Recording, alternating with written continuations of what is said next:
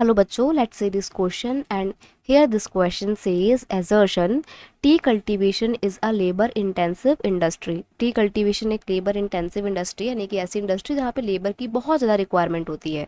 Reason है cultivation can be done through out the year. T bushes require warm and moist Frost free climate. Cultivation पूरे साल होती है और T को ग्रो करने के लिए ना एक वार्म क्लाइमेट की और मॉइस्ट फ्रॉस्ट फ्री क्लाइमेट, नमी वाला, थोड़ा हल्का गर्म और बिना कोहरे वाला यानी कि फॉग ना हो ऐसा क्लाइमेट चाहिए होता है टी को ग्रो करने के लिए। ये आपको दोनों स्टेटमेंट दे रखी हैं। आते हैं आपके ऑप्शंस पे। ऑप्शन है both assertion and reason are true and reason is the correct explanation of assertion। Next है both assertion and reason are true but reason is not correct explanation of assertion। Third option है assertion is true but reason is false और fourth option है assertion is false but reason is true.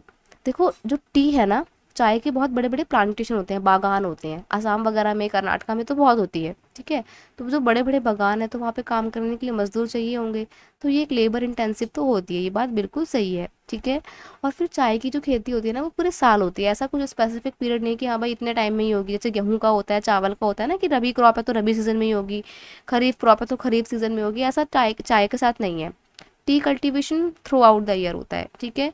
और T bushes को grow करने के लिए warm moist Frost free climate की ज़रूरत भी होती है, तो ये बिल्कुल सही है।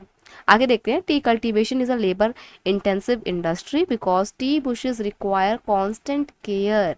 अब टी कल्टीवेशन जो है वो एक लेबर इंटेंसिव इंडस्ट्री इसलिए है क्योंकि टी की जो बुशेस होती हैं, जो उसके छोटे छोटे पेड़ होते हैं ना, उनको कांस्टेंट केयर की ज़रूरत होती है एंड अटेंशन की ज़रूरत होती है, including plucking and pest control. उसमें हमारे को जो उसकी खराब पत्तियां होती हैं उनको प्लक करना होता है, कहीं कीड़े ना लग जाए तो इसलिए पेस्ट का कंट्रोल करने के लिए हम पेस्टिसाइड डालते हैं, बाकी बहुत ध्यान की ज़रूरत पड़ती है, इसीलिए ये एक लेबर इंटेंसिव इंडस्ट्री है, तो ये रीज़न अप्रोप्रिएट है। और जो यहाँ पर रीज़न दिया हुआ है वो एक अप्रोप्रिएट रीज़न नहीं है।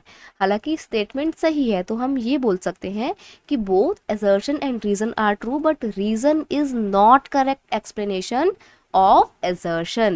So option 2 is your final answer. I hope you understood it very well. Best of luck.